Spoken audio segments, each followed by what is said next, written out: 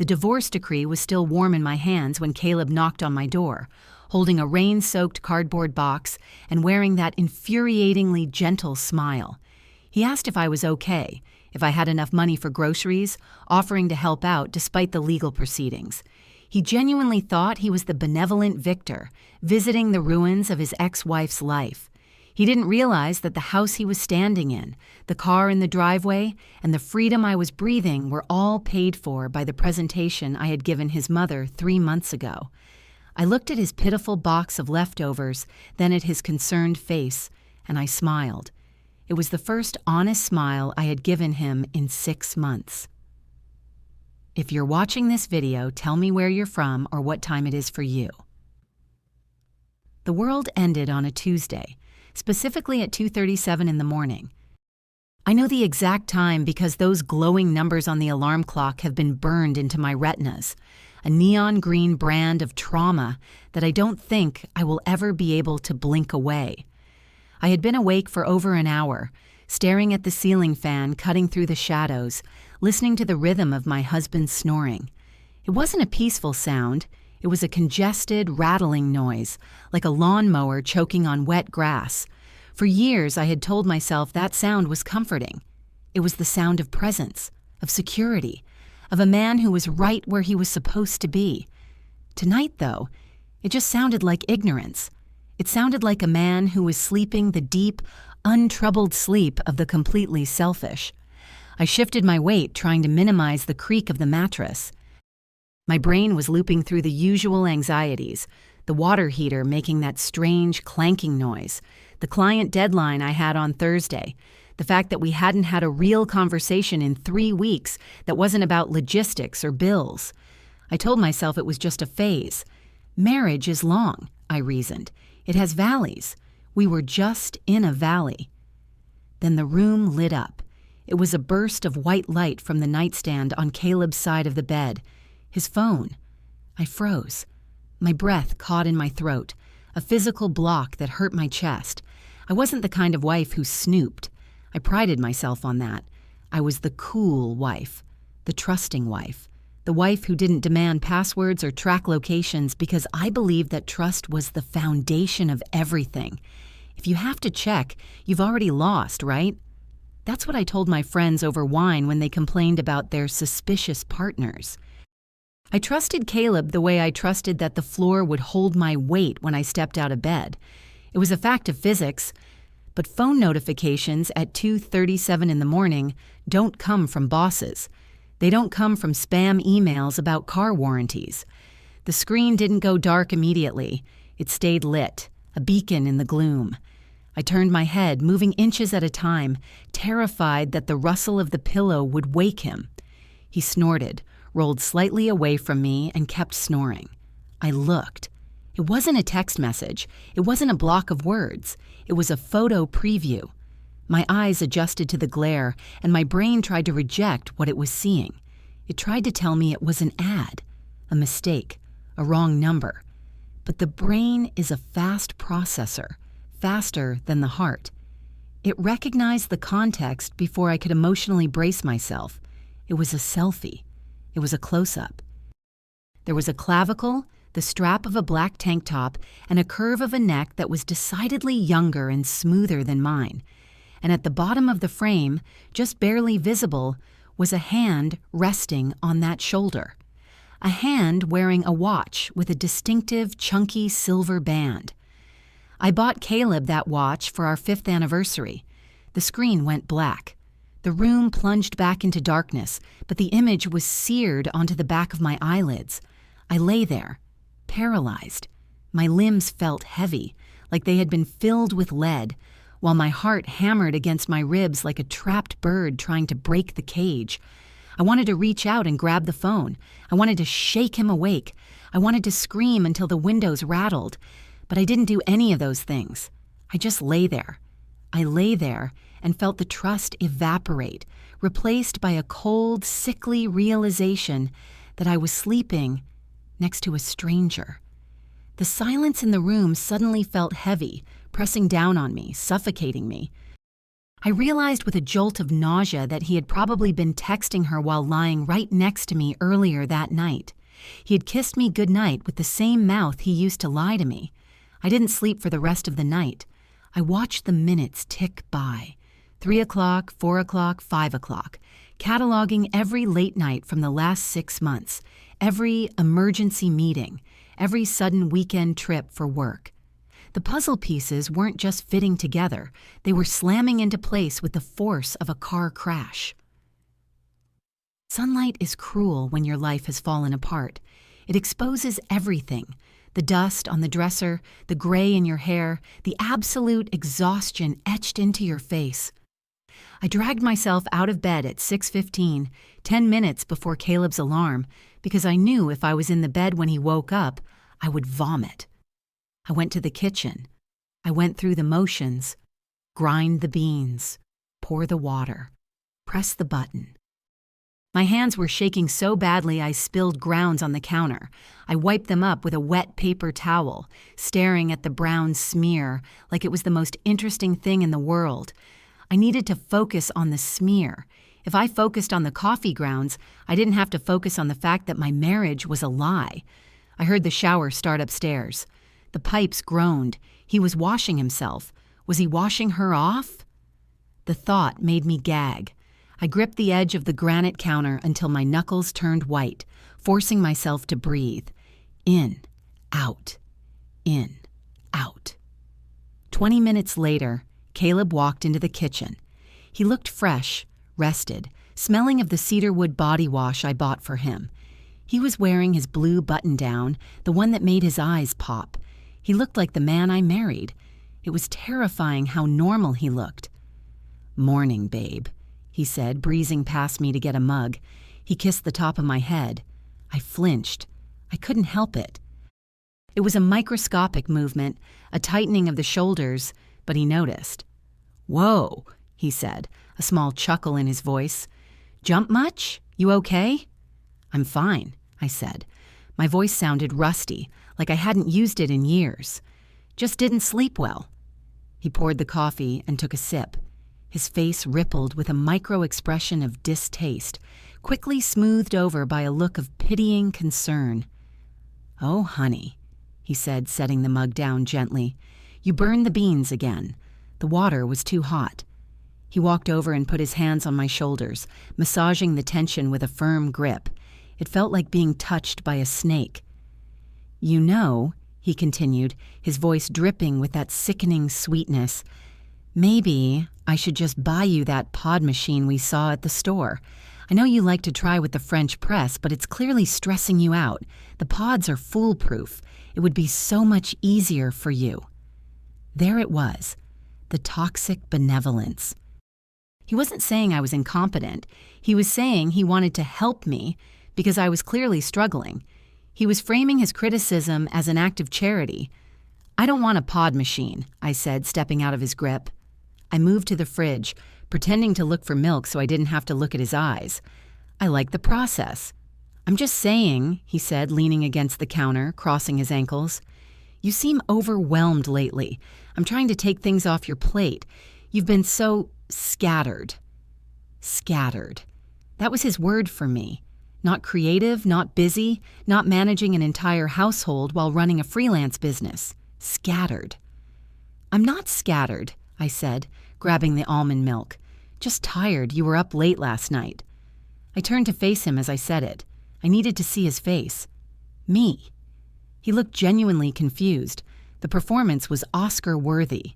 "No, I was out like a light by 10. Why?" "I thought I saw your phone light up," I lied.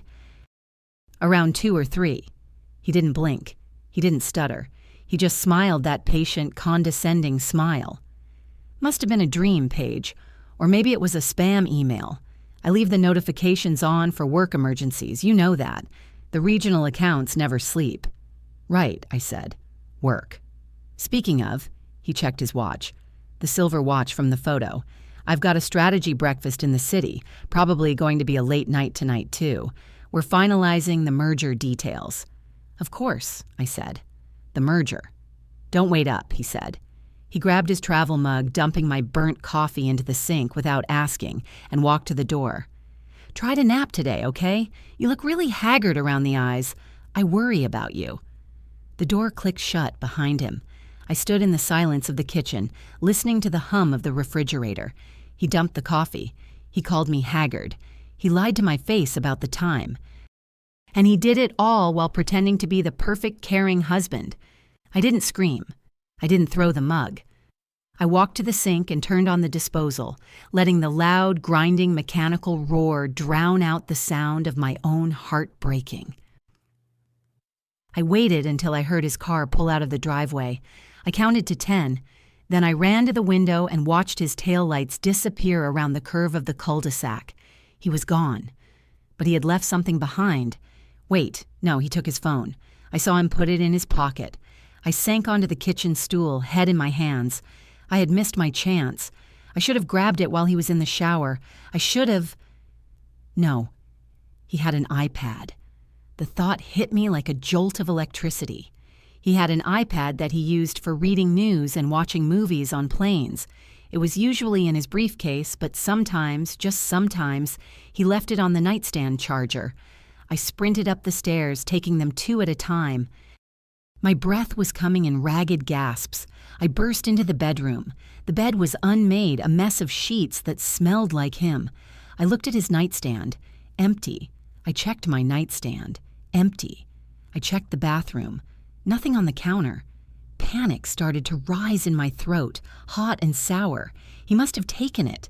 Of course he took it. If he was hiding an affair, he wouldn't leave a portal to his secret life lying around. But then I remembered the drawer. The bottom drawer of his dresser where he kept his running socks and the random electronics cables. I pulled it open. There, buried under a stack of wool socks, was the sleek silver edge of the tablet. I grabbed it. My hands were trembling so hard I almost dropped it. I pressed the home button. The screen lit up. Enter passcode. 6 digits. I stared at the keypad. Okay. I could do this. I knew him. We'd been married for 8 years. I knew his favorite numbers. I tried his birthday. 081985. The screen shook. Incorrect passcode. I took a breath. Okay, maybe it was our anniversary. 101417. Incorrect passcode. My sweat was making the screen slippery. I wiped my fingers on my pajama pants. Think, Paige, think. What else? The day we bought the house? No, he wouldn't remember that. The dog's birthday? We didn't have a dog. Maybe it was simple. Maybe it was just ones. 111111. Incorrect passcode. iPad is disabled for 1 minute. No, I hissed at the screen. No. I stared at the timer counting down. 59 seconds. 58. It felt like a lifetime. I paced the room. What would he change it to? If he was hiding something, he wouldn't use a number I knew. He would use something related to her. But I didn't know her. I didn't know her birthday or her phone number or her address. I had one photo of a collarbone and a hand. The timer hit 0. I had one more guess before the lockout time increased. If I locked it for an hour, he might come back. Or if I locked it permanently, he would know I tried to get in. I hovered my finger over the keys. I thought about his debit card PIN. It was the last 4 digits of his social plus 2 digits. I typed it in slowly. Incorrect passcode. iPad is disabled for 5 minutes. I threw the tablet onto the bed. A scream of frustration tore through my throat. I was locked out. I was completely locked out of my own life. I sat on the edge of the bed, staring at the disabled device. I couldn't keep guessing. It was too risky. If I disabled it completely, I'd have to explain why. I had to put it back. I grabbed a tissue and frantically wiped the screen, polishing away the smudges of my fingerprints. I checked the back casing. I checked the button. I had to make it look untouched. I walked back to the dresser. I opened the drawer. I lifted the socks. I placed the iPad exactly where it had been, angling it slightly to the left just like I remembered. I covered it with the wool socks. I closed the drawer. I stood in the middle of the bedroom, my heart pounding so hard I could hear the blood rushing in my ears. I had nothing. I had seen the evidence, but I couldn't prove it. I was a witness to a crime with no weapon and no body. I spent the next hour pacing the house, unable to sit still. My work laptop sat open on the dining room table, mocking me with a half-finished logo design for a boutique pet store. I couldn't focus on dog treats. I needed a way in.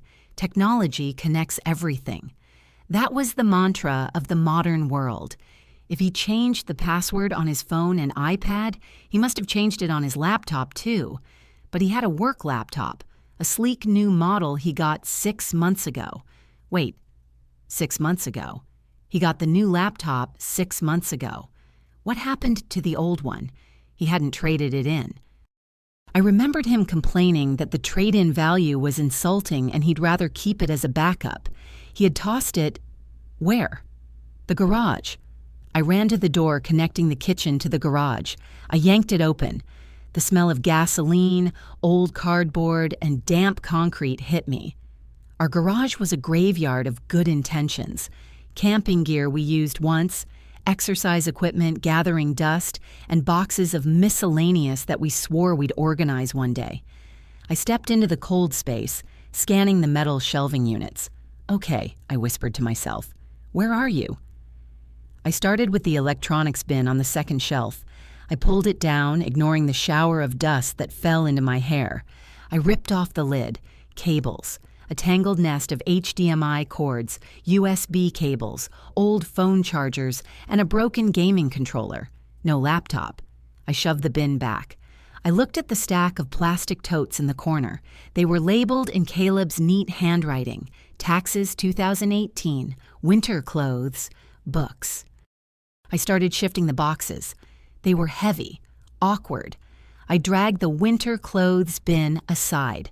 Nothing behind it. I moved the taxes bin. A spider, large and frantic, skittered across the concrete near my foot. I gasped and jumped back, knocking into a rake that clattered loudly against a shovel. I froze, looking at the garage door windows. Did the neighbors hear? Was Mrs. Higgins across the street watching me trash my own garage at 8 in the morning? I waited. Silence. I went back to digging. I was sweating now, my pajamas sticking to my back. I felt manic, like a drug addict looking for a fix. This wasn't me. I was organized. I was calm. I wasn't a woman clawing through storage bins hunting for her husband's digital ghost. I saw a black nylon bag stuffed between the cooler and the wall.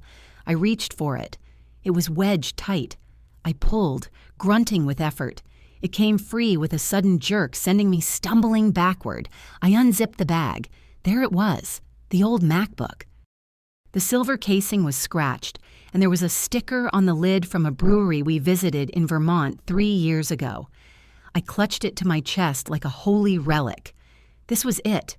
This was the machine he used before the new job, before the late nights, before her. If he hadn't wiped it, if he had just been lazy. I ran back inside the house, locking the door behind me. I set the laptop on the kitchen island. I opened the lid. The screen remained black. I pressed the power button. Nothing. I held the power button. Nothing. Dead. Stone dead. "Come on," I pleaded. "Please." I ran back to the garage, to the bin of cables. I dumped the entire contents onto the concrete floor. I sifted through the snake pit of wires. USB-C, micro USB, lightning, an old printer cable, a power cord for a lamp, no MagSafe charger. He must have left it at his old office. Or maybe he threw it out because the casing was fraying. He was meticulous about fraying cables. I let out a sound that was half laugh, half sob. I had the machine, but I couldn't turn it on. It was a cruel joke. I looked at the clock. 8:45. The electronics store opened at 9. I didn't shower. I threw on a trench coat over my pajamas, shoved my feet into slip-on sneakers, and grabbed my keys. I grabbed the laptop, too. I needed to make sure I bought the right charger. I drove like a maniac. I cut off a minivan at the stop sign. I sped through a yellow light that was definitely turning red. I didn't care. The adrenaline was pumping through my veins, turning my vision tunnel narrow. I pulled into the parking lot of the big box electronics store just as the employee was unlocking the glass doors. I was the first one in. I power walked to the computer accessories aisle. The fluorescent lights buzzed overhead, making my headache worse. I scanned the wall of white boxes, universal chargers, brand-specific chargers. "Can I help you find something?" I jumped. A young guy in a blue polo shirt was standing too close to me. He looked bored, holding a pricing gun. "I need a charger for this," I said, holding up the laptop. My voice was tight, high-pitched. He looked at the machine. "Whoa, that's an older model. You trying to recover some files or something?" Paranoia spiked in my chest. Why did he ask that? Did I look like a suspicious wife? Did I look like I was investigating a crime? "I just need to turn it on," I said sharply. "Do you have the charger or not?" He blinked, taken aback by my tone. Yeah, right here." He pointed to a box on the bottom hook. $80 though. Apple tax, you know? $80. I looked at the price tag. $80 for a cord I would use once. $80 out of our joint account. Caleb monitored the alerts. If he saw a charge for $80 at an electronics store, he might ask. "Do you have a generic one?" I asked. "Something cheaper?" "Not for this model," the kid said. "It's proprietary." I stared at the box. I had to do it. I had to know. I would tell Caleb I bought a new mouse or ink for the printer if he asked. I would lie. I was getting good at the idea of lying. "Fine," I said, snatching the box. "I'll take it." I marched to the register. The transaction felt agonizingly slow. The chip reader took forever to process. Approved. I grabbed the bag and walked out, my heart racing not from the purchase, but from the anticipation of what I was about to find. Back in the safety of my kitchen, I plugged the charger into the wall and the magnetic connector snapped into the side of the laptop with a satisfying click. An amber light appeared on the connector. Charging. I waited 5 minutes. It felt like 5 years. I drummed my fingers on the granite. I checked the window to make sure Caleb hadn't forgotten something and come back. Finally, I pressed the power button. The familiar chime sounded. The gray Apple logo appeared. Then, the login screen. Caleb Hastings. Password. I stared at the blinking cursor. This was the old laptop.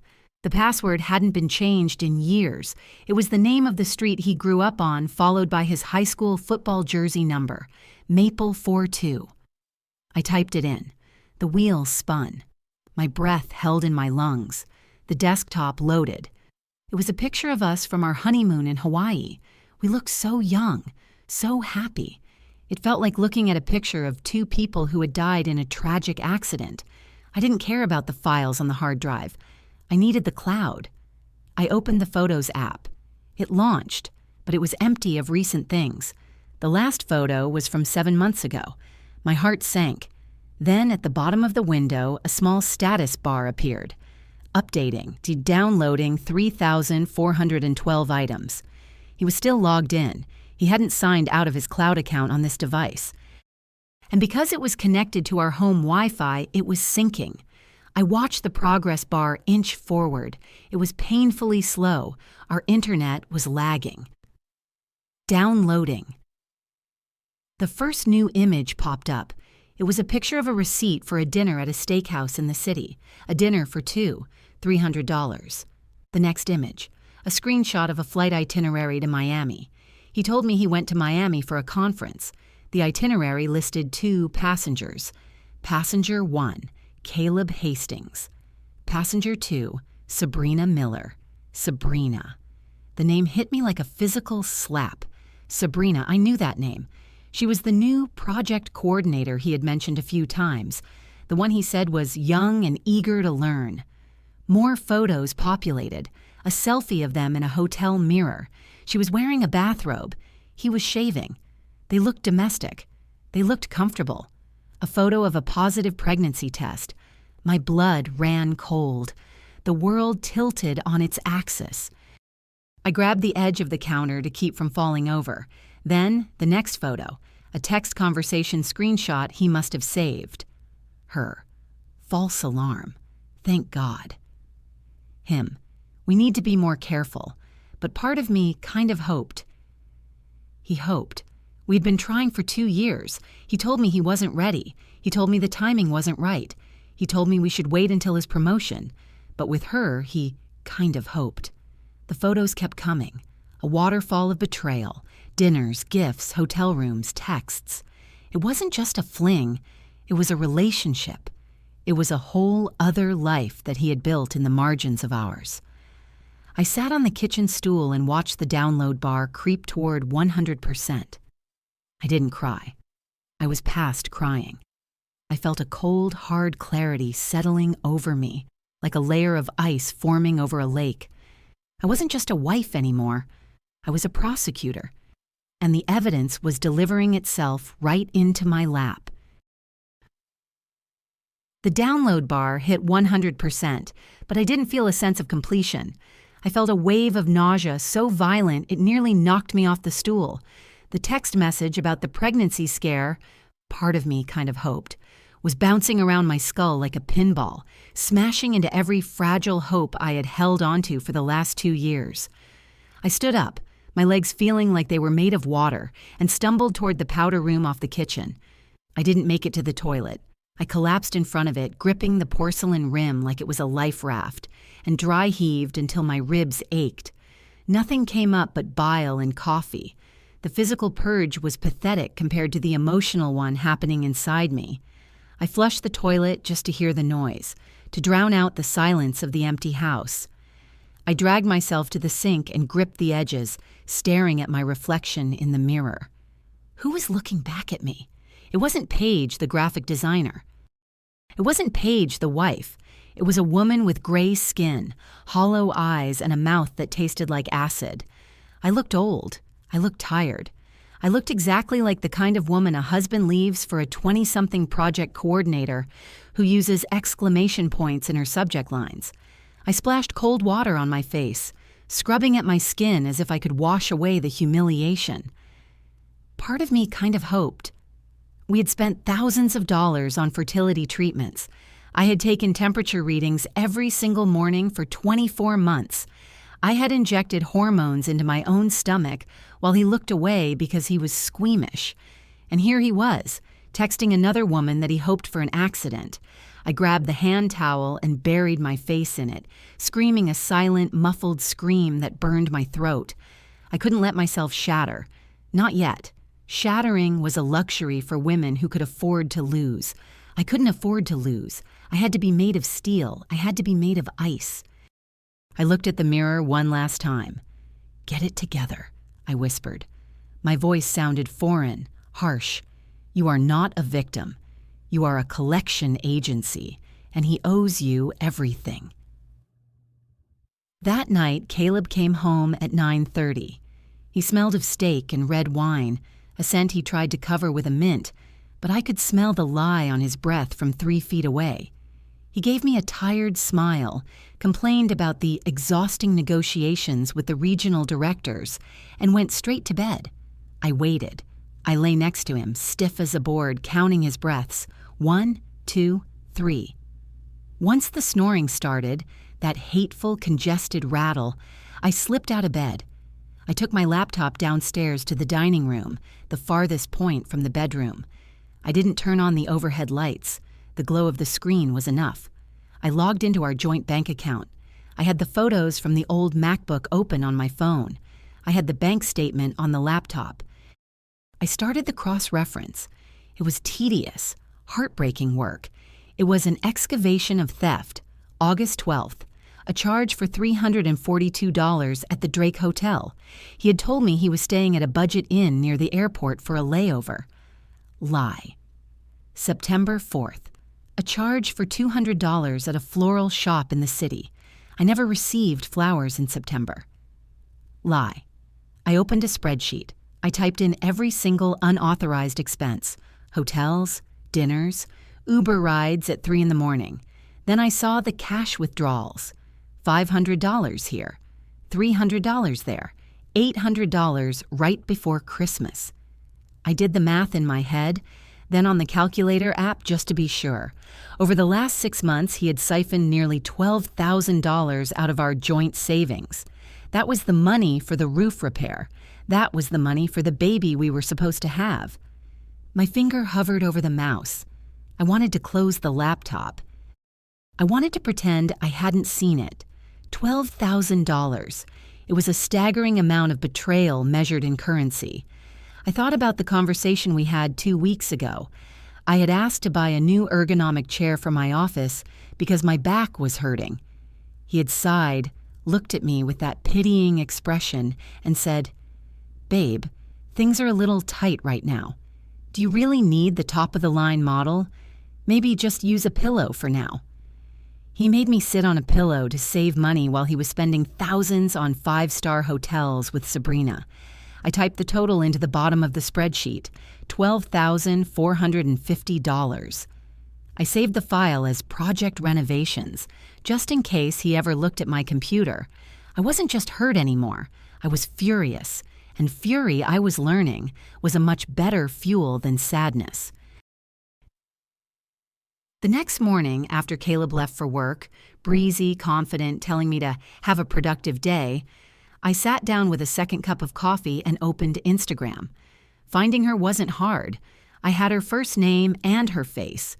I looked through Caleb's following list on his public profile. He didn't follow her. Smart. But he followed the company page. I clicked on the company page.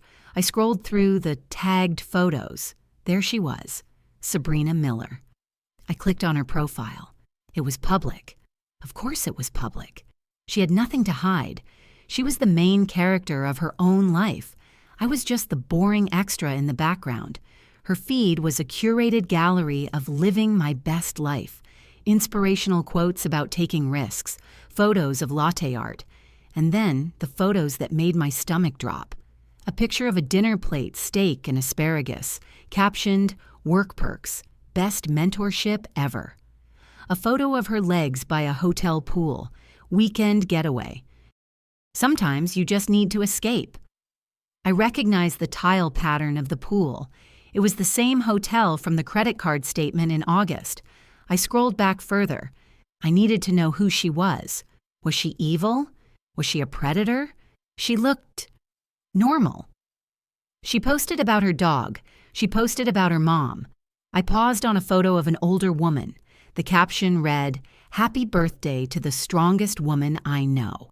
Love you, Mom. You taught me to always go after what I want." Tag, Linda Miller. I clicked on Linda's profile. It was open too. Linda was a different story.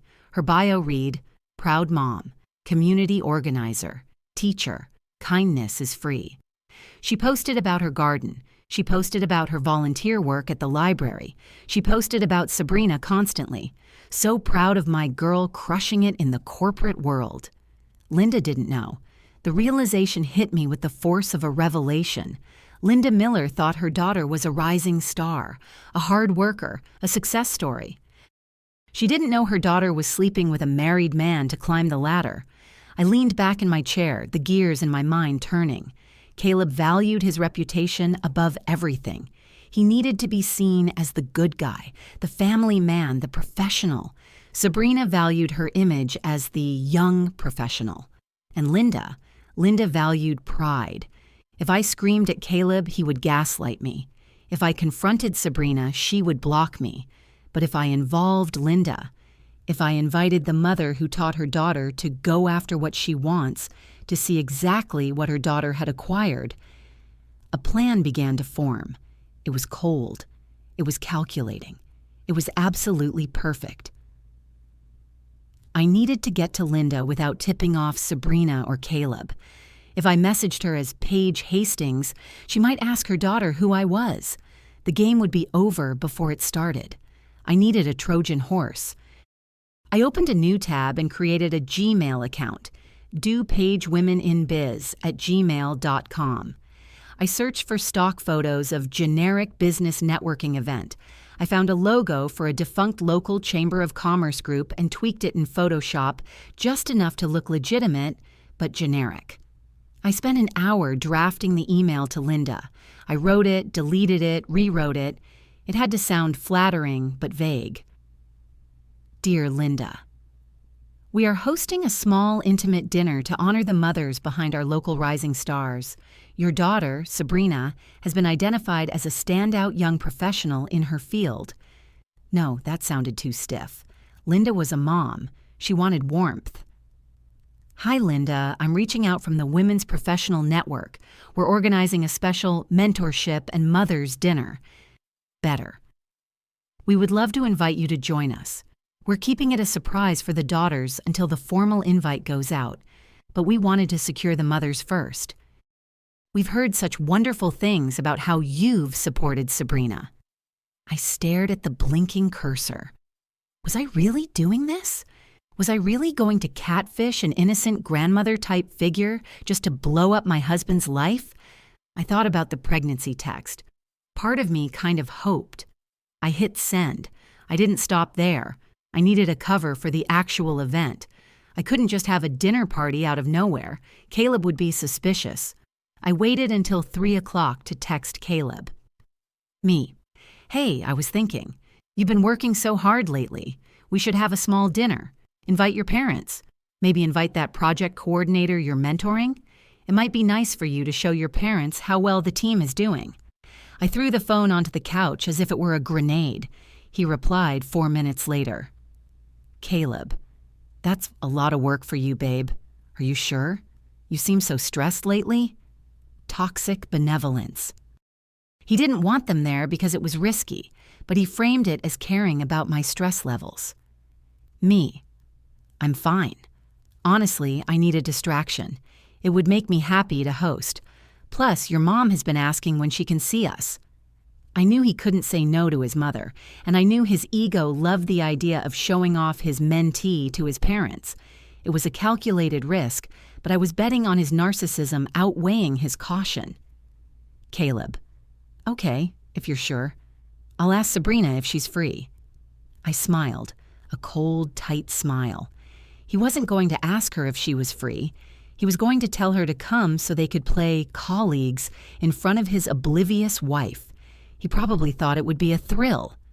Little did he know, Linda was already typing a reply to my fake email. Linda. Oh, how wonderful. I would be honored to attend. Just tell me the date. The sign on the door said, Martin Fletcher, attorney at law. But the office looked more like a storage unit that had exploded. Piles of paper covered every surface. A half-dead ficus tree stood in the corner. Mr. Fletcher didn't look like the lawyers on TV. He was bald, wearing a rumpled cardigan, and eating a bag of pretzels. So, he said, brushing crumbs off his file folder, you want a divorce. You think he's cheating. I know he's cheating, I said. I pulled out my folder, the physical receipts I had printed, the spreadsheet. I have proof.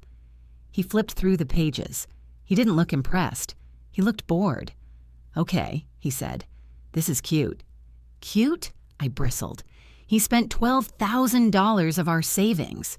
In Illinois, Fletcher said, leaning back in his creaking chair. We are a no-fault state.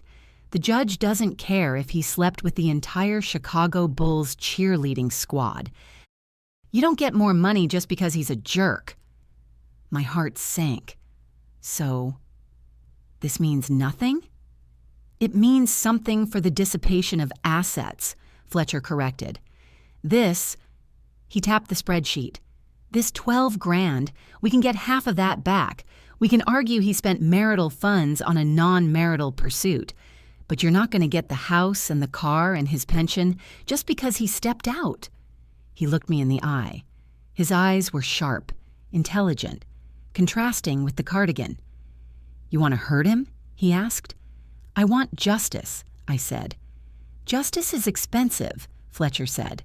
My retainer is $5,000, up front. $5,000. I didn't have $5,000 of my own. All our money was joint, and if I withdrew that much, Caleb would see it. I don't have access to that kind of cash without him knowing, I said. Do you have a credit card he doesn't check? Fletcher asked. Or a jewelry collection or a rich uncle? I shook my head. Then I remembered. The emergency fund my grandmother left me. It was in a separate account at a different bank. It had exactly $6,000 in it. I had been saving it for a down payment on a studio space I wanted to rent one day. I have it, I said, but it's my savings.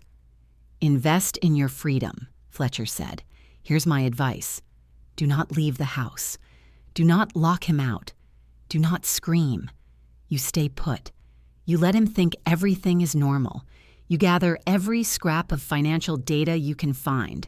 Tax returns, 401k statements, stock options. You bring them to me, and we file when you're ready. How long? I asked. As long as it takes to get the paperwork right, he said. Don't tip your hand until the ink is dry on the petition. I wrote the check. My hand shook as I signed away my studio dream. But Fletcher was right. I wasn't buying a service. I was buying a weapon. Olive Hastings was a woman made of hairspray and passive aggression.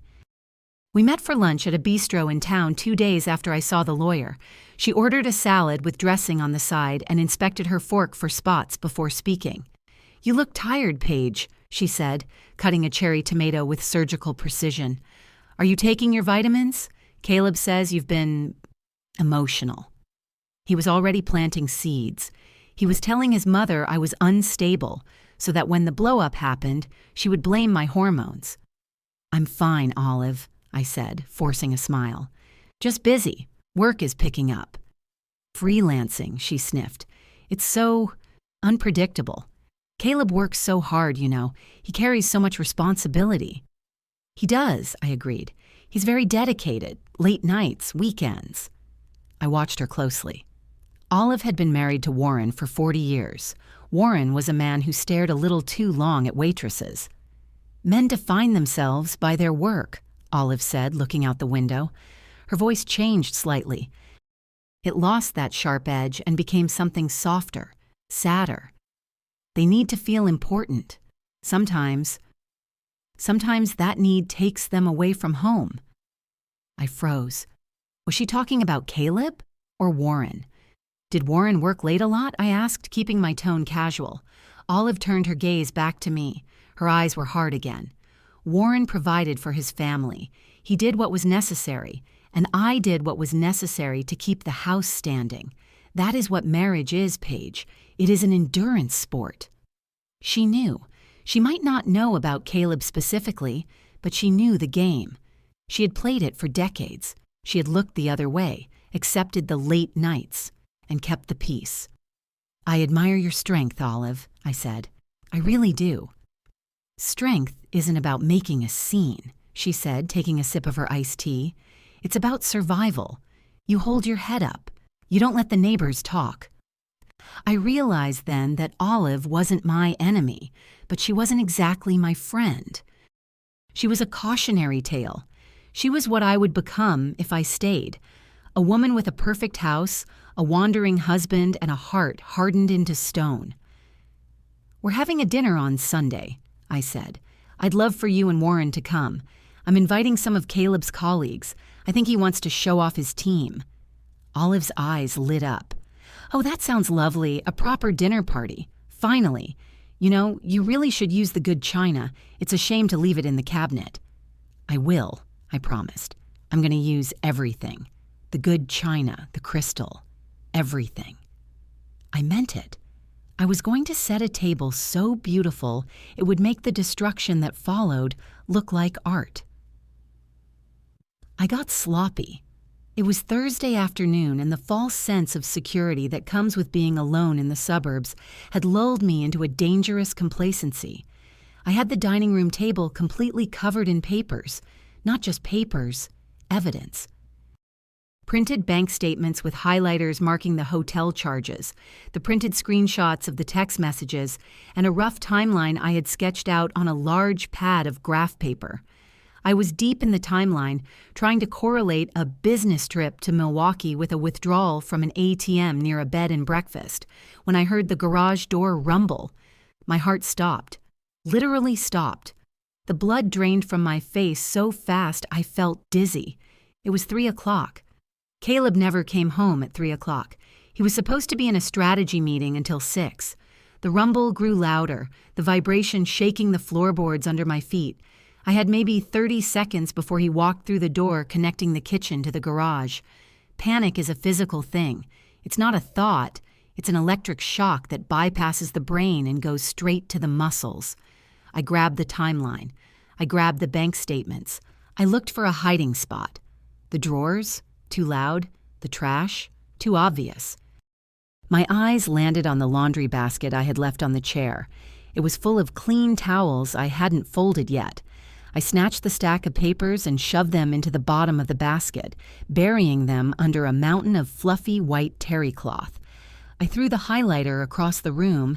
It skittered under the buffet table just as the door handle turned. I grabbed a towel and snapped it open, holding it up like a shield just as Caleb walked in. He stopped, blinking in the sudden light of the kitchen. He looked disheveled. His tie was loosened and he was holding his suit jacket. "Paige," he asked, "what are you doing?" I stood there, heart hammering against my ribs like a trapped bird, folding a towel with trembling hands. "Laundry," I said. My voice was too high. I cleared my throat. "Just folding laundry. You're home early." He sighed, a long, weary sound, and tossed his jacket over the back of a chair. "Headache," he said. "Migraine, actually." The fluorescent lights in the conference room were killing me. I needed to lie down in the dark. He walked toward me. I gripped the laundry basket.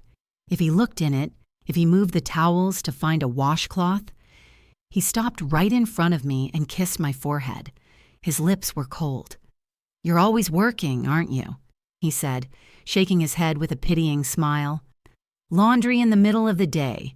You really need to get out more, babe. It's not healthy to be cooped up in the house doing chores like it's 1950. He wasn't suspicious. He was condescending. He saw a wife surrounded by domestic drudgery, not a prosecutor building a case. "Someone has to do it," I said, hugging the basket tighter. "Go rest. I'll make sure it's quiet." "Thanks," he said. "You're a saint. A little neurotic, but a saint." He went upstairs. I waited until I heard the bedroom door click shut. Then I sank to the floor, still holding the basket, and shook until my teeth rattled. I waited until his migraine had passed, which miraculously coincided with him checking his phone and smiling at a text message around 5:30, to spring the trap. He was in the kitchen, drinking a glass of water, looking restored. "Feeling better?" I asked, leaning against the island. "Much," he said. "Must have been dehydration." "Good," I said, because I was thinking about what we talked about. The dinner. He froze mid-sip. "The dinner?" "For your parents," I said, "and your team. I really think we should do it this Sunday. I already checked with your mom, and she's free. She's actually really excited." I saw the trap snap shut around his ankle. He couldn't say no. If he said no, he'd have to explain to Olive why he was canceling a dinner she was already excited about. And Caleb never disappointed Olive. "Sunday?" he asked, his eyes darting around the room. "That's really soon, Paige. Are you sure you can handle that? You were just hyperventilating over laundry a few hours ago." "I wasn't hyperventilating," I said, keeping my voice sweet, light, airy. "I'm fine. Besides, I want to meet this team you spend so much time with, especially Sabrina." He choked on his water. Just a little. A small cough that he tried to turn into a throat-clearing noise. "Sabrina?" he asked. "Why her?" "Because you said she's the rising star," I said, widening my eyes innocently. "And you mentioned she was having a hard time with that project. I thought it would be nice. A morale booster. Unless... Is there a reason I shouldn't invite her?" I held his gaze. This was the gamble. If he said no too forcefully, he would look guilty. If he said yes, He was bringing his mistress into his wife's house. I watched the calculations running behind his eyes. He was thinking about how to play this. He decided, as I knew he would, that he could control the situation. He was the smartest guy in the room, after all. "No reason," he said, shrugging with feigned nonchalance. "It's just, she's young. She might feel awkward with my parents there. But if you really want to play hostess, I guess I can mention it to her." "Don't worry about it," I said, smiling. "I'll handle the invites. I want everything to be perfect for you." "You're too good to me," he said. "Really, I don't deserve you." "No," I thought, watching him walk away. "You really don't." I didn't wait for him to mention it. I wanted her to hear it from me. I wanted to see how she would respond to the wife she was betraying. I sat on the patio, the cool evening air doing nothing to calm the heat in my blood. I found her number in the phone bill records, the number he texted at midnight, at 2 a.m., at 6 a.m. I typed the message out on my own phone. "Hi, Sabrina. This is Paige Hastings, Caleb's wife. I know this is out of the blue, but we're having a small dinner on Sunday for Caleb's family and a few close colleagues. He speaks so highly of your work, and we'd love for you to come. It's very casual. Hope you can make it." My thumb hovered over the send button. This was the point of no return. Once I sent this, the train was leaving the station, and it was heading straight for a cliff. I pressed send. I stared at the screen. 1 minute passed. 2 minutes. My phone buzzed. "Hi, Paige. Oh, wow, thank you so much for the invite. Caleb has told me so many wonderful things about you. I would be honored to come. What can I bring?" I read the text 3 times. "Caleb has told me so many wonderful things about you." The audacity. The sheer, unadulterated gall. She was sleeping with him, probably laughing about how oblivious I was, and now she was texting me emojis and offering to bring a side dish. Did she think she was being polite? Did she think this was a game? Or was she getting off on it? Was the thrill of sitting at my table, eating my food, and looking at my husband part of the appeal? I felt sick, a deep, roiling nausea that had nothing to do with food. "Just bring yourself," I typed back. "I've got everything covered." I locked the phone and set it face down on the table. "Oh, I've got it covered all right," I whispered to the empty yard. "You have no idea." Friday was a work day, but not for my clients. I cleared my schedule. I told the pet store owner I had a family emergency. I told the boutique manager I had the flu. I opened Adobe InDesign. Usually I use this software to make brochures, logos, wedding invitations. Today I was using it to design an indictment. I created a new document. Presentation. Final in Dukawarali. I started with the background, stark white, black text, a serif font, Garamond maybe, something that looked official, legal, undeniable. I scanned the receipts I had found in his pockets over the months, the ones I had saved in a shoebox just in case for taxes. I imported the screenshots of the texts. I imported the map locations. I arranged them with the eye of a designer. Alignment was key. Visual hierarchy. Slide 1, title. A review of Q3 and Q4 performance, allocation of time and assets. It looked like a boring corporate report. That was the point. Slide 2, the timeline. I created a graph. The x-axis was dates. The y-axis was hours away from home. I overlaid it with money spent on client dinners. The correlation was a perfect damning upward curve. Slide 3, the visuals. I cropped the photo of them in the bathrobes. I put it next to a bank statement showing a charge for the spa at the Palmer House. Date, October 14th. Location, Chicago. Cost, $450. Note, Caleb claimed he was at a dental appointment. I stared at the screen. It was beautiful. It was horrible. It was the most professional piece of work I had ever created. I felt a strange dissociation. I wasn't Paige the wife looking at her husband's infidelity. I was Paige the art director criticizing the kerning on the word adultery. Make the headline bold, I muttered to myself. Make it scream.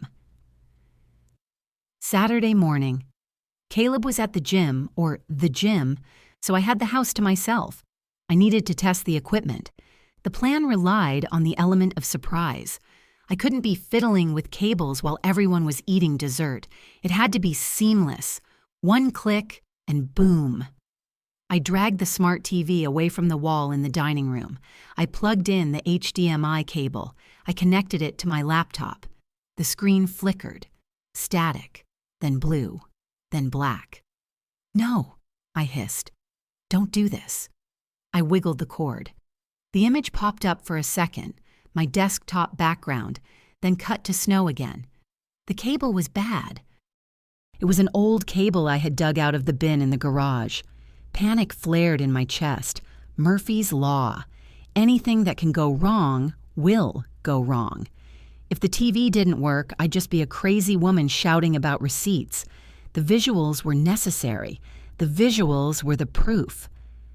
I looked at the clock. 10:15. Caleb would be back by noon. I grabbed my purse. I ran to the car. I drove to the electronics store again. The same store where I bought the charger. I prayed the same clerk wasn't working. I didn't want to be the frantic lady regular. He wasn't there. Thank God. I found the cables. I didn't look at the cheap ones.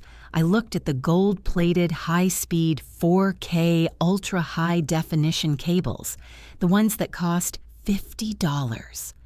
This one, I said, grabbing the package. This one won't fail. I bought it. I drove home. I ran inside. I plugged it in. The connection snapped into place. The image on the TV was crystal clear. My review of performance title card shone in high definition, every pixel sharp, every lie magnified. I stood back and watched it. I practiced the transition. Click, slide 2, click, slide 3. It was smooth. It was deadly. I unplugged everything and hid the cable in the buffet drawer under the cloth napkins. I pushed the TV back against the wall. When Caleb came home 20 minutes later, I was sitting on the couch reading a magazine, my heart rate finally dropping below 120. I went to the grocery store with a list that cost more than my weekly food budget. I wasn't just buying dinner, I was buying props. I went to the butcher counter. I need short ribs, I told the butcher. Bone in, the most expensive ones you have. Short ribs are messy. They are rich. They are heavy. They sit in your stomach like a stone, and they require red wine to braise. I went to the wine aisle. I wasn't looking for the $12 bottle we usually drank on Tuesdays. I was looking for the bottle from the receipt, Chateau Margaux. I found it. It was locked in the glass case. It cost $300. I called the manager over. "I'll take 2, I said. He raised an eyebrow. "Special occasion?" "You could say that," I said. "I'm celebrating the end of an era." He unlocked the case. I handed him the credit card, Caleb's card, the one ending in 4598, the card he used to pay for the hotel room where he slept with Sabrina. It felt poetic. He was paying for the wine that would wash down the truth. I loaded the cart. Heavy cream for the mashed potatoes, butter, more butter, chocolate lava cakes for dessert, dark, bitter, and prone to collapsing if you didn't time them right. I wanted them to be full. I wanted them to be lethargic. I wanted them to be sitting there bloated with rich food and expensive wine, thinking they were safe, right before I pulled the rug out from under them. I drove home with the clinking bottles in the trunk.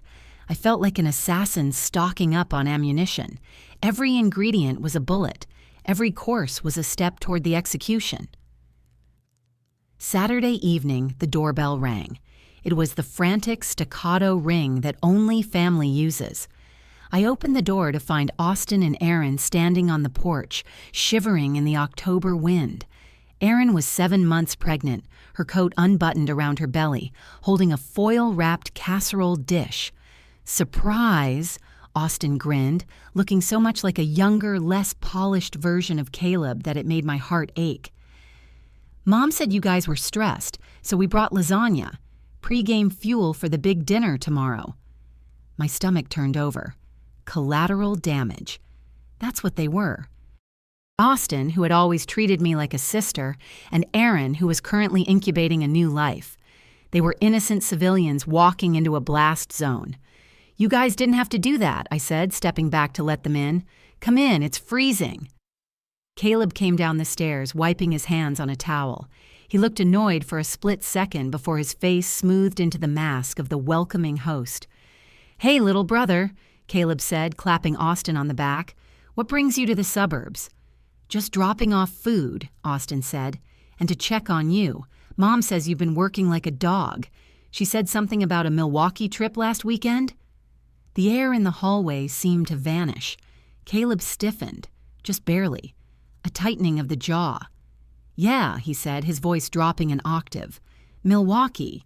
The regional conference. Brutal. Didn't get back until late Sunday." I looked at Caleb.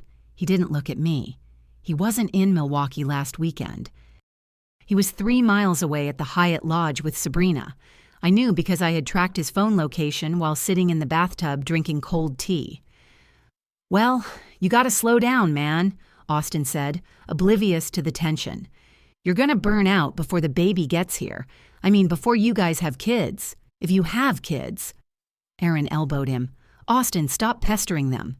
"It's fine," I said. My voice sounded hollow, like it was coming from inside a tunnel. Caleb is very dedicated. He sacrifices a lot for his work. I looked directly at Caleb then.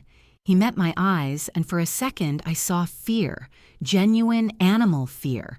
He quickly looked away, laughing too loudly at Austin's joke.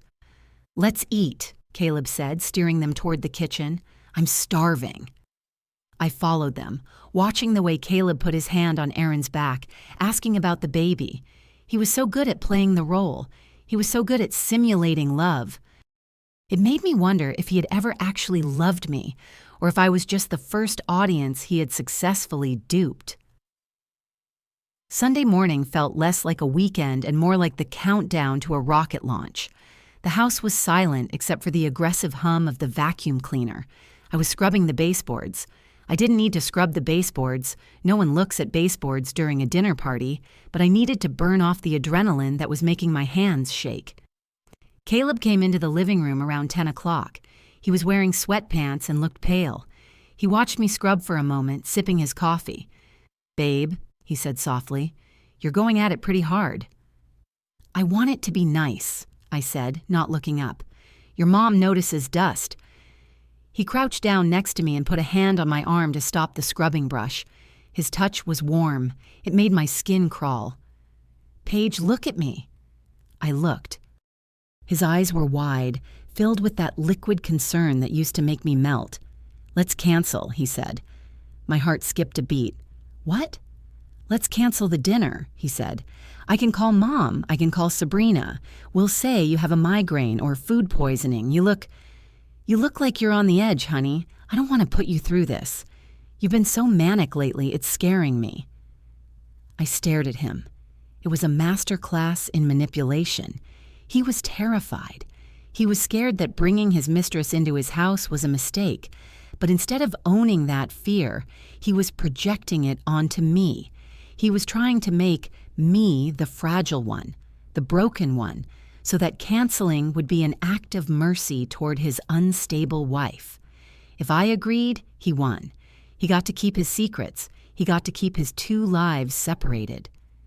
"I'm not on the edge," I said, pulling my arm away and dipping the brush back into the soapy water. "I'm just cleaning, and we can't cancel. Your mom already bought a new dress. Do you want to be the one to tell Olive she wasted money?"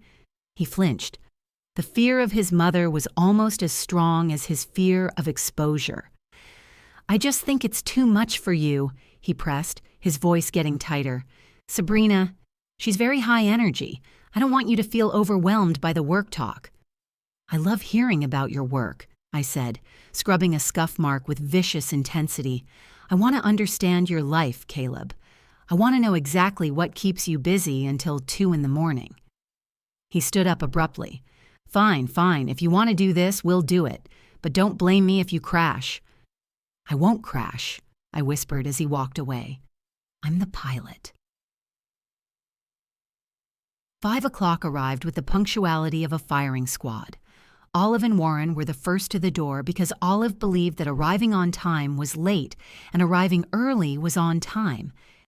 She breezed in, smelling of Chanel No. 5 and Judgment, handing me a Tupperware container. "Green bean casserole," she announced. "I know you're making those fancy ribs, but Warren needs his greens. And I use the low-sodium soup, so it's healthy." "Thank you, Olive," I said, taking the dish. "You look lovely." "I look appropriate," she corrected, smoothing her skirt. She scanned the living room. "You moved the furniture. The TV is at a strange angle." "Better viewing for later," I said vaguely. Caleb was in the kitchen, opening the first bottle of $300 wine. He was drinking a glass as if it were water. His shirt was perfectly pressed, but he had a sheen of sweat on his upper lip. "Mom, Dad," he said, coming out with the bottle. "Wine. It's very good." "A bit early for the heavy stuff, isn't it?" Warren asked, eyeing the label. "That's a Bordeaux. Usually save that for steak." "We're having short ribs," Caleb said, his voice tight. Paige went all out. Austin and Aaron arrived next, bringing a gust of cold air and nervous energy. Aaron was waddling slightly, looking exhausted. "I promised I wouldn't talk about the wedding," Austin whispered to me as I took his coat. "But Mom is already giving me the look about the seating chart." "Talk about whatever you want," I said. "Tonight is going to be memorable." We moved to the living room. Small talk commenced. The weather, the traffic on the expressway, the price of gas. It was the banal soundtrack of suburban life, playing over the horror movie in my head. Caleb kept checking his watch. He was waiting for her. He was terrified of her arrival, yet unable to stop checking for it. The doorbell rang at 5:15. Caleb jumped. Actually jumped. His wine sloshed over the rim of the glass, staining his thumb red. "I'll get it," I said, my voice calm, commanding. I walked to the door. I could feel Caleb's eyes boring into my back. He was praying she would be normal. He was praying she wouldn't touch him. I opened the door. Sabrina stood there. She looked younger than in her photos. She was wearing a dress that was just professional enough for a work function but tight enough to be a statement. She held a bottle of wine in a gift bag. "Hi," she said, her smile bright, practiced. "You must be Paige. I'm Sabrina." "Sabrina," I said, stepping aside. "Welcome to our home." She walked in, her heels clicking on the hardwood. She looked around with wide, curious eyes. She was inspecting her territory. She was looking at the photos on the wall, the furniture, the life she was actively dismantling. "It's beautiful," she said. "So cozy." "We like it," I said. "Come meet everyone." I led her into the living room. The conversation stopped. "Everyone, this is Sabrina Miller," I announced, Caleb's project coordinator. Caleb stood up. He looked like he was facing a judge. "Hi, Sabrina. Glad you could make it." "Hi, Caleb," she said. Her voice changed when she spoke to him. It dropped a little. It became intimate. "Thanks for having me." She turned to Olive. "You must be Mrs. Hastings. Caleb talks about you all the time." Olive assessed her over the rim of her glasses. "Does he? He usually only talks about work." "Oh, I am work," Sabrina laughed. It was a nervous, tinkling sound. "I mean, we work together constantly. He's been such a mentor to me." "Mentor," I repeated, tasting the word. "That's one word for it." Caleb shot me a look of pure panic. I smiled back at him, bland and sweet. "Can I get you a drink, Sabrina?" I asked. "We're drinking the Chateau Margaux. Caleb picked it out. It's very expensive." "Oh, I love red," she said. I poured her a glass. I watched her take a sip. She was standing in my living room drinking my wine, smiling at my in-laws, while carrying the secret that could destroy us all. The cognitive dissonance was deafening. We were just moving toward the dining table when the doorbell rang again. Everyone froze. "Expecting someone else?" Austin asked, looking at the table setting. "There are only 7 chairs." Caleb looked at me. "Paige, who is that?" I don't know, I lied. Maybe a neighbor? I walked to the door. I knew exactly who it was. I had timed the email reminder perfectly. I opened the door. Linda Miller stood there. She was dressed in a sensible pantsuit, clutching a purse that matched her shoes. She looked nervous, but excited. "Hi," she said, breathless. "I'm so sorry if I'm a little early. The GPS took me the back way." "Linda," I exclaimed, loud enough for the room to hear. "You're right on time. Please, come in." I ushered her into the hallway. "Who is it?" Caleb called out, his voice edging toward hysteria. I walked Linda into the living room. Sabrina dropped her wine glass. It hit the hardwood floor with a shatter that sounded like a gunshot. Red wine exploded across the beige rug, splattering onto Sabrina's legs. "Mom!" Sabrina gasped. Her face went white. "Mom, what are you doing here?" Linda looked confused. She looked from Sabrina to me, then to the room full of strangers. "Paige invited me," Linda said, her voice trembling. "For the Mothers and Mentors dinner? To honor your promotion?" Silence. Absolute vacuum-sealed silence. Caleb looked at me. His face wasn't just pale, it was gray. He looked like a man who had just realized the parachute wasn't opening. "Mothers and Mentors?" Olive asked, breaking the silence. "What on earth is that?" "Oh, it's just a little theme I came up with," I said, stepping over the broken glass to put a hand on Linda's shoulder. "Since Caleb has been mentoring Sabrina so closely and Linda has been so supportive of her career, I thought it would be nice to bring the families together. Don't worry about the glass, Sabrina. Accidents happen when people are surprised." Sabrina was shaking. She looked at Caleb. Caleb looked at the floor. "Mom," Sabrina hissed, "you shouldn't be here. This is a work dinner." "But Paige sent the email," Linda said, pulling a folded piece of paper from her purse. "She said you were being honored." "And she is," I said. "We're all honoring her tonight. Austin, be a dear and grab some paper towels for the wine. We should sit down. The short ribs will get cold." I gently guided a shell-shocked Linda toward the dining table. I pulled out the extra folding chair I had hidden in the corner and placed it right next to Olive. "Sit here, Linda," I said. "You and Olive have so much in common. You both raised such ambitious children." Caleb didn't move. He was staring at me with a look of dawning horror.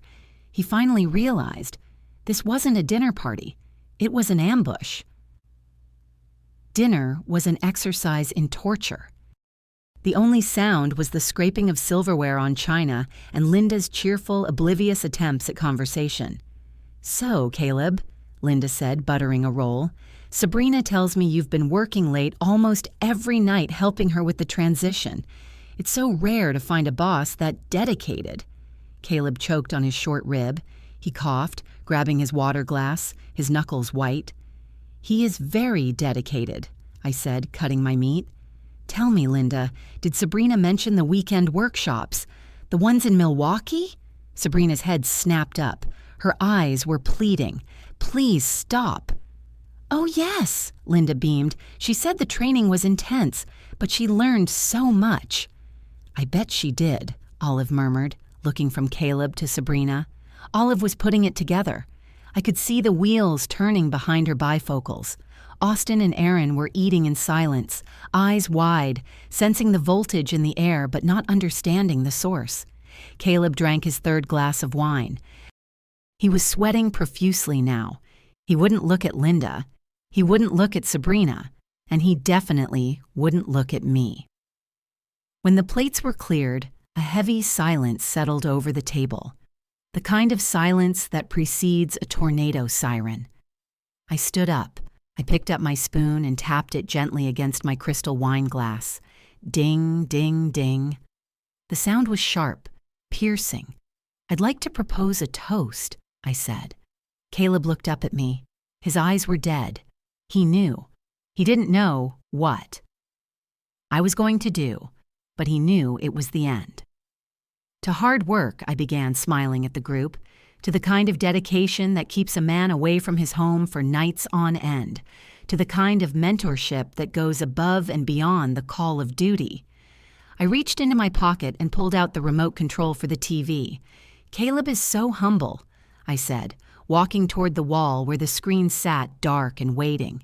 "He never brags about his accomplishments, so I decided to do it for him." I put together a little presentation to showcase exactly what he's been up to for the last 6 months. "Paige," Caleb whispered. It was a beg, a pathetic, broken sound. "Don't." "Don't what, honey?" I asked, pointing the remote. "Don't show your mother how hard you've been working?" I pressed the power button. The screen flared to life. A review of Q3 and Q4 performance, allocation of time and assets. "Let's look at the data," I said. "Shall we?" I pressed the right arrow key on the remote. The transition effect was a slow fade, classy, professional, just like the lie Caleb had been living. The first slide appeared. It was a simple pie chart titled Weekly Time Distribution. A large blue slice took up 80% of the circle, labeled Work Projects.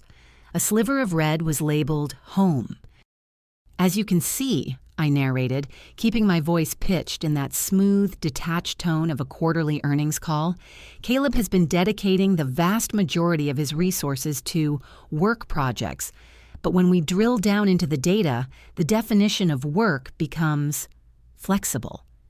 I clicked again. The screen changed. On the left was a calendar entry from Caleb's Outlook, which I had synced to my phone months ago. August 12th. 1 p.m. to 4 p.m., emergency client meeting. Location, downtown office. On the right was a credit card charge time-stamped at 2:15 p.m. on the same day. The Palmer House Spa, couples massage package, $450. "Here we have a discrepancy," I said, gesturing to the screen with my free hand. "The client meeting apparently involved a deep tissue massage and a bottle of champagne. Now, correct me if I'm wrong, Caleb, but I didn't know your regional director enjoyed aromatherapy."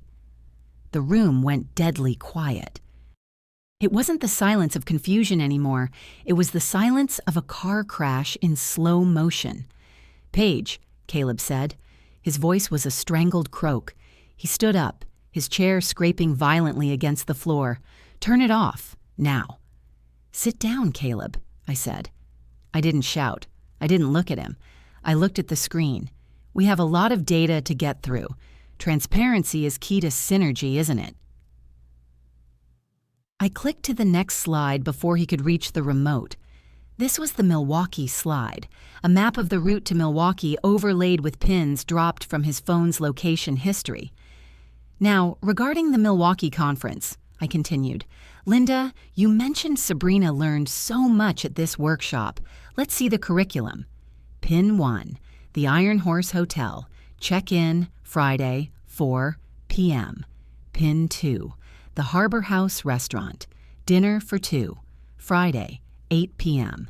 Pin 3, the hotel room.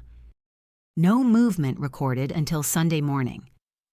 There was no conference center, I explained to the room, feeling a cold, dark exhilaration coursing through my veins. There were no workshops, just 48 hours of room service and a king-sized bed. I looked at Linda. Her hand was over her mouth. She was staring at the map, then at her daughter. "Sabrina?" Linda whispered. "You said you were at the convention center. You sent me a picture of a lanyard." "She bought the lanyard online," I helpfully supplied. "Amazon, $12, delivered to the office so I wouldn't see it." "Shut up," Caleb roared. He lunged for the TV. "That's enough. You're crazy." Austin stood up then. He stepped in front of Caleb, blocking his path to me. "Sit down, man," Austin said, his voice shaking with disgust. "Let her finish." Caleb looked at his little brother, shocked. "Austin, she's humiliating me." "No," Austin said, shoving Caleb back into his chair. "You humiliated yourself.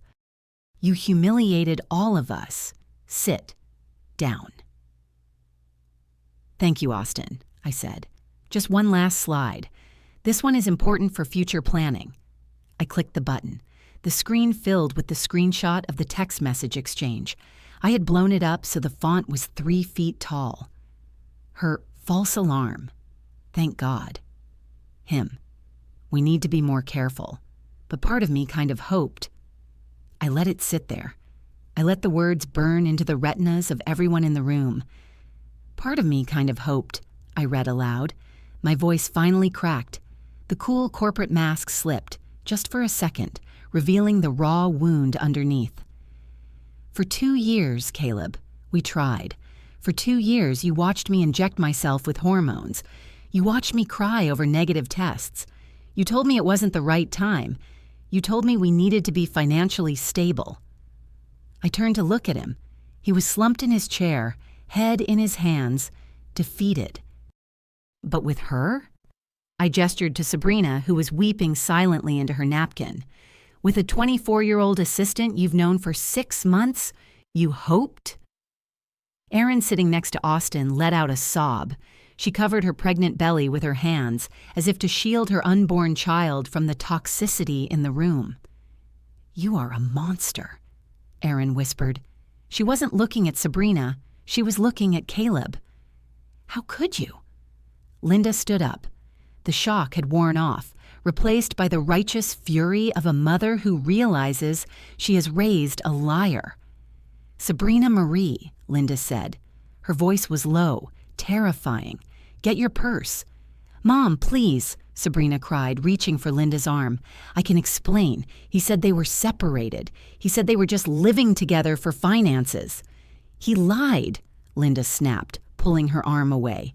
"And you believed him because you wanted to. You came into this woman's home. You ate her food. You drank her wine. And you smiled in her face." Linda looked at me. Her eyes were filled with tears. "Paige, I didn't know. I swear on my life I didn't know." "I know you didn't, Linda," I said softly. "You were just a prop to him, like all of us." The room was clearing out emotionally, if not physically. The air was sucked out of it. Caleb lifted his head. He looked desperate. He looked to the head of the table. "Mom," he pleaded. "Mom, please, it's complicated. She's twisting things." Olive Hastings slowly placed her napkin on the table. She smoothed the creases with her thumb. She stood up. She looked taller than usual. She didn't look at Caleb. She walked around the table, past her weeping son, past the shattered wine glass, and stopped in front of me. She smelled like Chanel and steel. "I spent 40 years protecting a man like you," Olive said, her voice cutting through the room. She wasn't speaking to me. She was speaking to the ghost of her own marriage. Then she turned to Caleb. "I covered his tracks. I made excuses. I told myself it was for the family." She looked back at me. Her eyes were wet. "You are smarter than I was," she whispered. She hugged me. It was stiff, awkward, but fierce. Then she pulled back and reached into her purse. She pulled out a business card and pressed it into my hand. "This is my divorce attorney," she said, loud enough for Warren to hear. "He's expensive, he's vicious, and I'm paying his retainer for you." Warren dropped his fork. It clattered loudly against the china. "Olive, what are you saying?" "I'm saying I'm done, Warren," Olive said, not even looking at him. "I'm saying watching this brave girl burn your son's life to the ground made me realize I should have burned yours down in 1985. She turned to Linda. "Get your daughter out of here and teach her some morals." Then she walked out the front door without looking back. The dominoes fell fast after that. Linda grabbed Sabrina by the arm and practically dragged her out the door. Sabrina was sobbing, mascara running down her face, looking back at Caleb for help. He didn't even look up. He let her be dragged away. Cowardice, I realized, was his defining trait. Austin stood up and helped Erin with her coat. He walked over to Caleb and put a hand on his shoulder. I thought he might offer comfort. Instead, he leaned down and whispered, "Don't call me. Not for a long time." They left. The door clicked shut. Silence returned to the house. The TV screen was still glowing with the text message. Part of me kind of hoped. Caleb and I were alone in the wreckage of the dinner party. The smell of braised short ribs was suddenly nauseating. He finally looked at me. His eyes were red, rimmed with exhaustion. "Are you happy?" he asked. "You destroyed everything. My family, my job, because you know word will get back to the office. You blew it all up." "I didn't blow it up, Caleb," I said, feeling a wave of exhaustion hit me so hard I almost fell over. "I just turned on the lights. You're the one who planted the bomb." "I can fix this," he muttered, standing up unsteadily. "I can talk to Mom. I can—" "Get out," I said. "What?" "Get out of my house," I said. "Go to a hotel. Go to the Palmer house. You have points there, right?" "This is my house, too," he sneered, a flash of his old arrogance returning. "You can't just kick me out." "Actually," I said, picking up the file folder I had hidden under the buffet, "I can. I filed for a temporary restraining order this morning based on financial dissipation and emotional distress. The sheriff will be here in—" I checked my watch. 10 minutes to serve you, unless you want to leave voluntarily." He stared at me.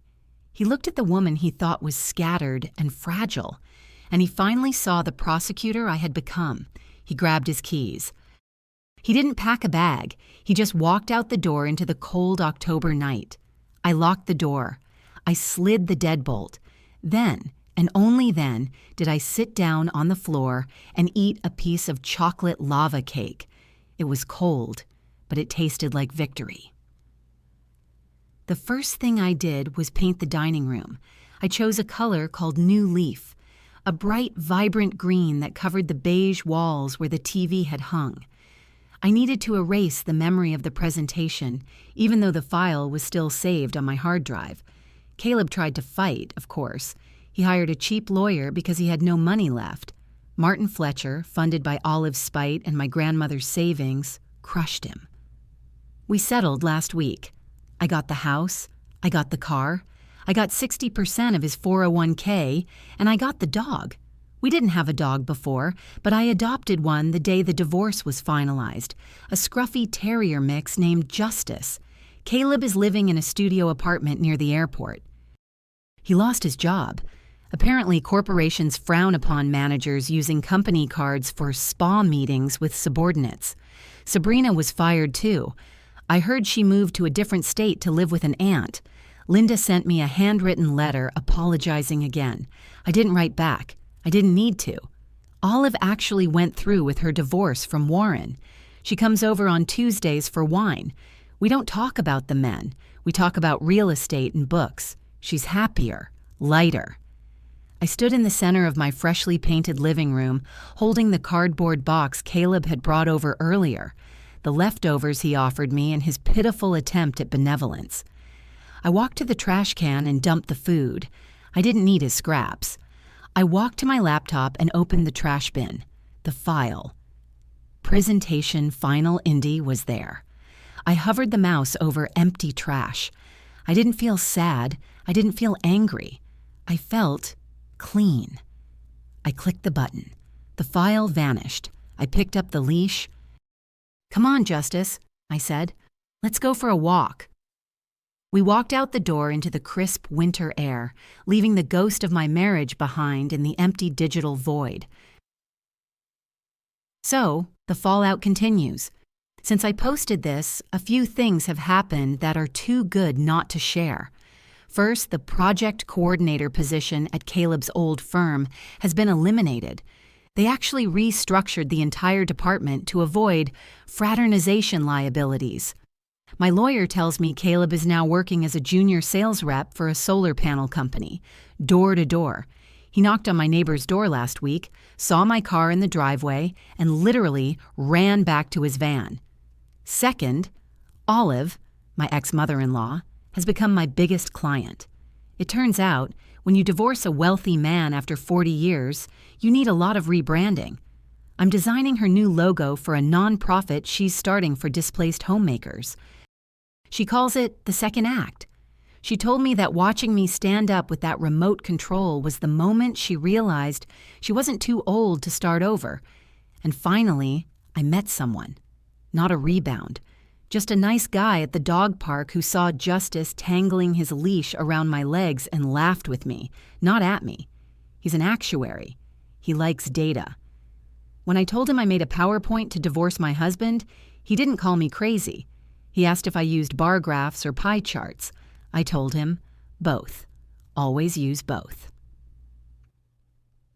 If this story resonated with you, leave a like and consider subscribing. You can also drop any comment below, even just one word. Maybe tell me where you're watching from, or what time it is right now. Sometimes one word is enough to say you were here.